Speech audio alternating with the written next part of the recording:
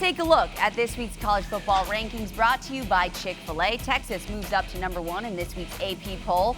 The first time the Longhorns have occupied the top spot since 2008. Georgia drops to number 2 with 23 first-place votes. Texas has 35. Miami is up to number 8 in this week's poll and the Hurricanes' highest ranking since 2020. So, Des, has Texas actually passed UGA as the top team? Well, I think so. When you look at Texas, they look like a well-oiled machine. And obviously, you look at the quarterback position of both teams. Carson Beck is good for Georgia. But, I mean, Quinn Ewers is playing at a very high level, and he has this team looking sharp. I believe that because of Quinn Ewers, which is the most important position in football, the quarterback position, I would give them the edge. And don't forget, Georgia, they started out the block slow against Clemson. That score was 6-0 at halftime. And now another lethargic performance against Kentucky. The Texas Longhorns is a team that's going to play to their standard week in and week out. So at this point, because of the quarterback position, Quinn Ewers, I think that Texas is the number 1 team in the country. Yeah, and if quarterback is the most important position, then I would say backup quarterback is the second most important position. And that's what Texas has shown, that they have depth, not only this year, but last year. The last 2 seasons, Quinn Ewers has missed time.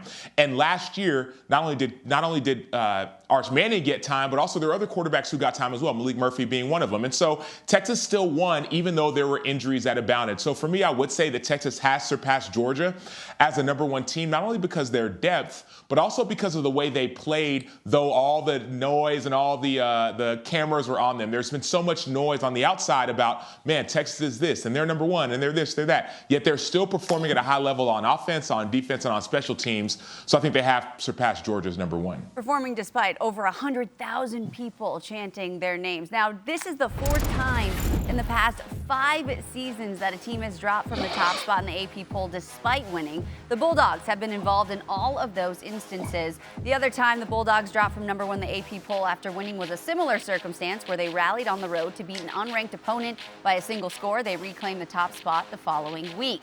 Now, speaking of Texas, they have run into a slight problem. Starting QB Quinn Ewers went down with what the team is calling an abdominal strain, but according to our Pete Thamel, it is not as serious as initially thought. He's likely to miss this weekend, but is being considered week to week. Here's Coach Sarkisian on Ewers' status Monday.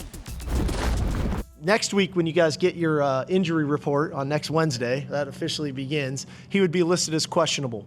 Okay, so we're going to monitor him day to day and see what this looks like, but he would be questionable for Saturday on the report for next week. So we'll see how that goes.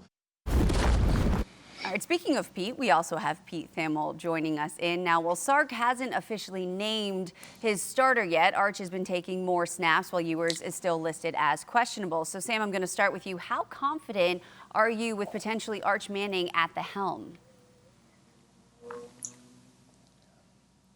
I'm supremely confident with Arch Manning at the helm, and a lot of that's based off of not only what he did last year, but what he did this year. Last year as a true freshman, Arch had limited reps, but in the 2 games he played, you could see the zip on the arm, you could see the confidence. And then this year, in the limited reps, he's played outstanding. But that's not what stands out to me the most. The biggest thing that stands out to me is getting a chance to run into him. I think it was last year. This dude is 6'4", 220 or so, strong, big, tall, fast, can run, but plays with this confident ease about him. And so I think that's why I get excited about this Texas team, even though Quinn Ewers is injured, because Arch Manning has shown that he can do it with his arm, with his legs, and he has the confidence in the team behind him.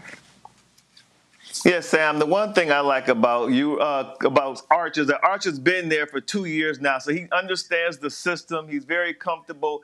And to be honest with you, this is a very unique situation where you can give your backup a whole week to actually prepare as a starter. You know, when Quinn Ewers is a starter, it's like, okay, I'm going to prepare, but he wasn't preparing like Quinn. Now he's going to have a full week to know that he's the guy, and it gives Sarkisian and his staff an opportunity to look at this young man and see how he actually prepares as a starter against ULM. So I think this is a really good opportunity for Arch and for Sark and for the Longhorns offense to see how he approaches being a starter for a whole week. And Desmond, I really think that the interesting crossroads here comes next week against Mississippi State. Obviously, that's going to be Texas's SEC opener. It's a big game, although Mississippi State did get trounced by Toledo at home last week. We'll see it about a week from now, the improvement of Ewers, if they want to run him through practices. The other option, because there's a bye after Mississippi State, is that he could wait until Oklahoma on October 12th. That would give him nearly a full month off to rest that abdominal injury. So those are the decisions facing Texas in the upcoming weeks.